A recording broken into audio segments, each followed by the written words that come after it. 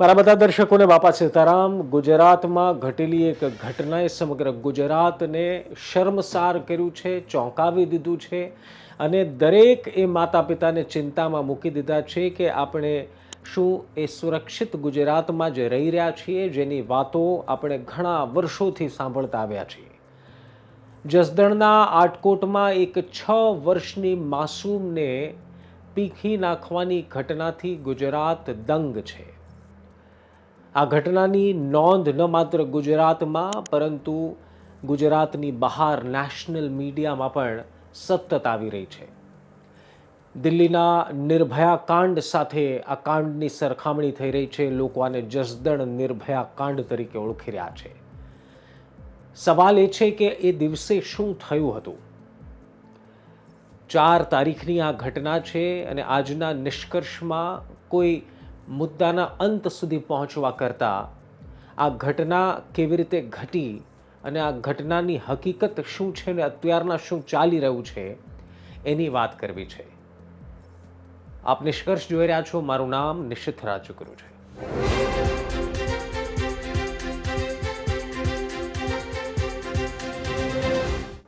આટકોટમાં ઘટેલી આ ઘટના, જેમાં 6 વર્ષની માસૂમને એક 30 વર્ષના વિકૃત, નરાધમ અને હરામખોર યુવાને આ 6 વર્ષની માસૂમને પીખી નાખી.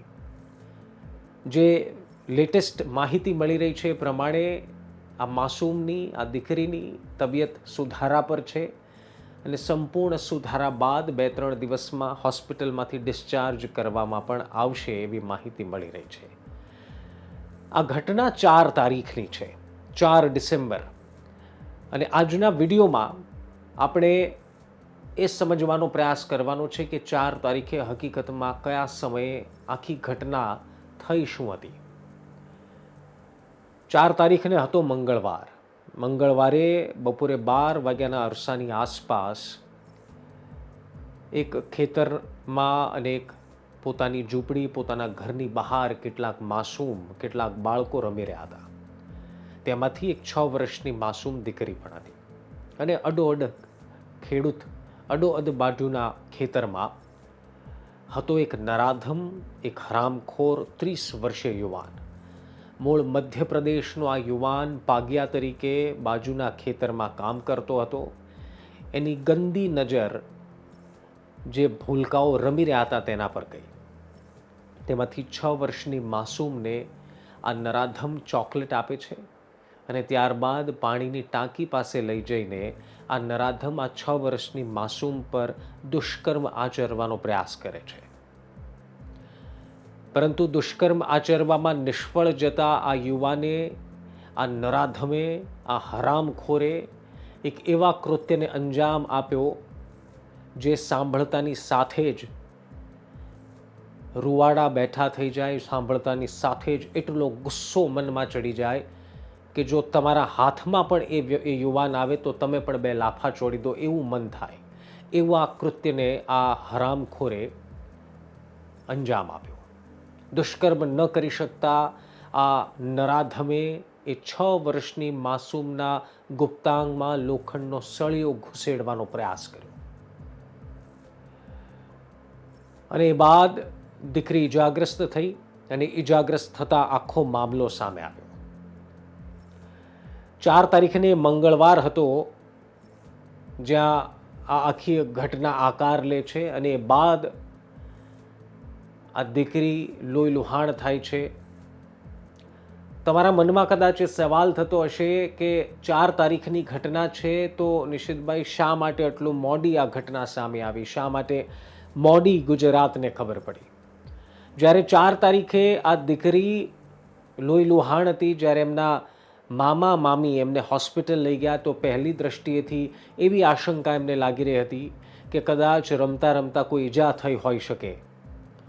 ડૉક્ટરને જ્યારે દેખાડવામાં આવ્યું, જ્યારે ડૉક્ટરે તપાસ કરી તો પોલીસને જાણ કરવામાં આવી અને માસૂમની જિંદગીને ધ્યાનમાં રાખીને એ રિપોર્ટ્સની રાહ જોવામાં આવી કે રિપોર્ટ્સ શું કહે છે. 24 કલાક સુધી એ બાળકીની સાથે એક મહિલા પોલીસકર્મીને રાખવામાં આવ્યા જેથી કરીને બાળકી સુરક્ષિત રહે એ બાળકીને કોઈ પ્રકારની ચિંતા ન થાય, પરિવારને ચિંતા ન થાય. રિપોર્ટ્સ બાદ એ વાતનો ખુલાસો થયો કે આ બાળકી સાથે, આ માસૂમ સાથે, આ ફૂલ જેવી દીકરી સાથે કંઈ ખોટું થયું છે. પોલીસ હંમેશા યાદ રાખજો કે ગુજરાત પોલીસ હોય કે આ દેશની કોઈ પણ પોલીસ હોય, પરંતુ ખાસ હું અહીંયા ગુજરાત પોલીસની વાત કરવા માગું છું કે ભલે ગુજરાત પોલીસ પર દારૂ અને ડ્રગ્સના આરોપ લાગતા હોય અથવા તો ભલે તેમના પર આંગળીઓ ઉઠતી હોય, પરંતુ ગુજરાતભરમાં જ્યારે પણ અને ક્યાંય પણ કોઈ માસૂમ દીકરી સાથે, કોઈ મહિલા સાથે, કોઈ સ્ત્રી સાથે અપમાનની, અડપલાની, દુષ્કર્મની અથવા તો હેરાનગતિની કોઈ પણ ઘટના આવે છે ત્યારે આ જ ગુજરાત પોલીસ ત્વરિત કામગીરી કરે છે. એવા હજારો દાખલા આપણે જોયા છે. અને અહીંયા તો સવાલ હતો એક ફૂલ જેવી દીકરીનો. ગુજરાત પોલીસ એક્ટિવ થઈ, તાત્કાલિક 10 ટીમ બનાવી, 10 ટીમ બનાવીને 10 કિલોમીટરના રેડિયસના સીસીટીવી ચકાસવામાં આવ્યા. સીસીટીવીની ચકાસણી એ ખૂબ અઘરો વિષય થઈ જાય છે. સાંભળવામાં સહેલું છે કે ભાઈ સીસીટીવી જોઈને ઓળખવાના છે, પરંતુ આરોપી કોણ છે એ જ્યારે ખબર જ ન હોય ત્યારે એની તપાસ કરવી ખૂબ મુશ્કેલ થઈ જાય છે. ગુજરાત પોલીસે, આટકોટ પોલીસે, રાજકોટ પોલીસે, જસદણ પોલીસે આ તમામ એક ટીમ, 10 ટીમ બનાવી. ઉપરી અધિકારીઓએ વ્યક્તિગત રીતે આ કેસ પર ધ્યાન આપ્યું. 10 ટીમ બનાવી, 10 કિલોમીટરના રેડિયસના સીસીટીવી તપાસવામાં આવ્યા અને એમાંથી 10 શકમંદોને પકડવામાં આવ્યા જેના પર શંકા હતી કે આ હોઈ શકે. હવે સવાલ એ વાતનો હતો કે આરોપીની આ 10 વ્યક્તિમાંથી ઓળખ કેવી રીતે કરવી. ગુજરાત પોલીસે, કારણ કે સામે ભોગ બનનાર એક ફૂલ જેવી દીકરી છે, એક માસૂમ છે, શું સવાલ એ હતો કે શું એ દીકરી ઓળખી બતાવશે? એ 10 વ્યક્તિઓને સામે લાવવામાં આવ્યા. દીકરીની તબિયત સુધારા પર આવી. એ 10 વ્યક્તિને એમની સામે ઊભા રાખવામાં આવ્યા.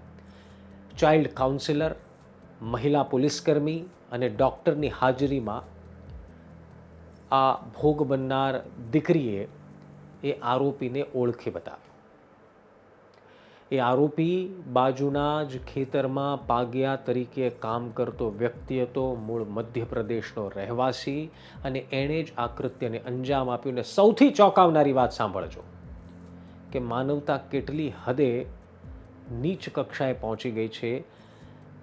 આ કૃત્યને અંજામ આપનાર આરોપી ખુદ 3 સંતાનનો બાપ છે. એ પોતે 13 વર્ષની દીકરીનો બાપ છે ને 2 નાના દીકરા છે. એને ક્ષણભર પર વિચાર નહીં આવ્યો હોય કે મારા ઘરમાં પણ એક ફૂલ જેવી દીકરી છે અને હું એનાથી અડધી ઉંમરની એટલે કે 13 વર્ષની એમની દીકરી, 6-6.5 વર્ષની માસૂમ સાથે આવું કરીશ. આવો વિચાર સુદ્ધા ન આવ્યો. એવું જઘન્ય અપરાધને એણે અંજામ આપી દીધો. આ એટલી હલકી કક્ષાની માનસિકતાવાળો વ્યક્તિ હતો, એનો અંદાજ કોઈને હોય પણ ન શકે. એ દીકરીએ આરોપીને ઓળખી બતાવ્યો. ત્યારબાદ પોલીસે કડકાઈથી પૂછપરછ કરી અને પૂછપરછમાં એ વાતનો એમણે સ્વીકાર કર્યો કે એ દુષ્કર્મ કરવાના કોઈ પ્લાનિંગમાં હતો નહીં, પરંતુ બાળકીને જોતા વિકૃતિ થઈ અને બાદ આ ઘટનાને અંજામ આપ્યો. આ જ્યારે શબ્દો એના મોઢાથી નીકળ્યા હશે ત્યારે પોલીસના પગ નીચેથી જમીન સરકી ગઈ હશે, કારણ કે આ આરોપીનો કોઈ ગુનાહિત ઇતિહાસ નથી. તેમ છતાં એમણે એક વખત પણ અચકાણો નહીં આ ફૂલ જેવી દીકરીને પીખવા માટે. અત્યારની સ્થિતિમાં દીકરીની તબિયત સુધારા પર છે. કહેવાય રહ્યું છે 2-3 દિવસમાં સુધારા પર સંપૂર્ણ આવી જશે તો ડિસ્ચાર્જ કરવામાં આવશે.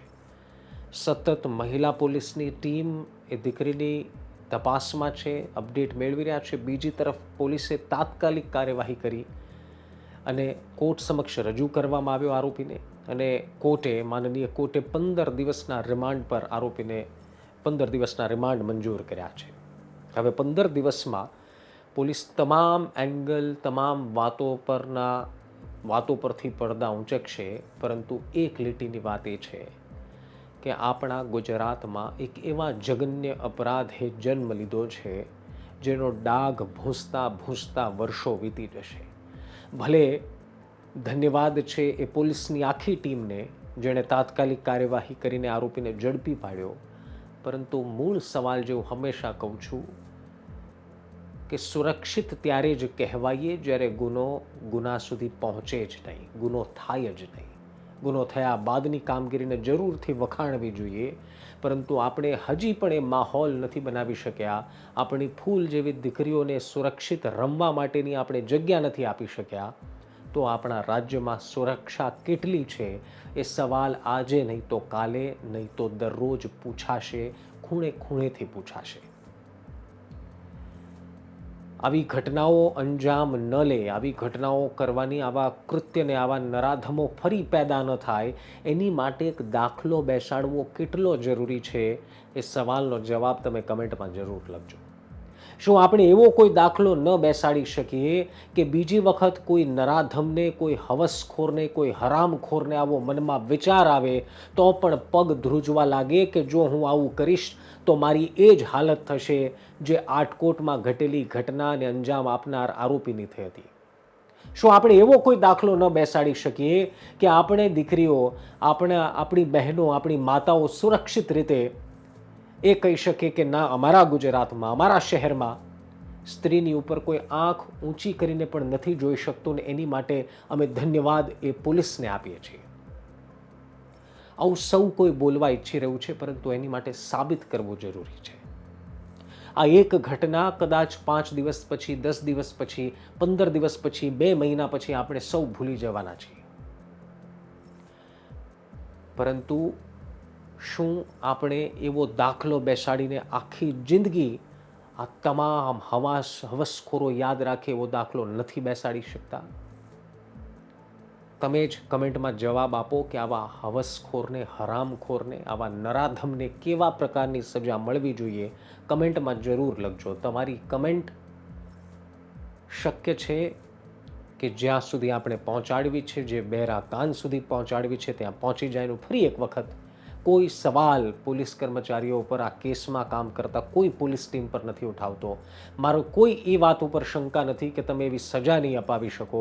બસ હું એટલું જ ઈચ્છી રહ્યો છું કે આ ગુજરાતની ફૂલ જેવી દીકરીઓ જ્યારે ખુલ્લા મેદાનમાં પોતાના ફળિયામાં રમતી હોય તો કોઈ હરામખોર, કોઈ હવસખોરની હિંમત ન થવી જોઈએ કે બાળકો પર આંખ ઊંચી કરીને જોવે સુદ્ધા.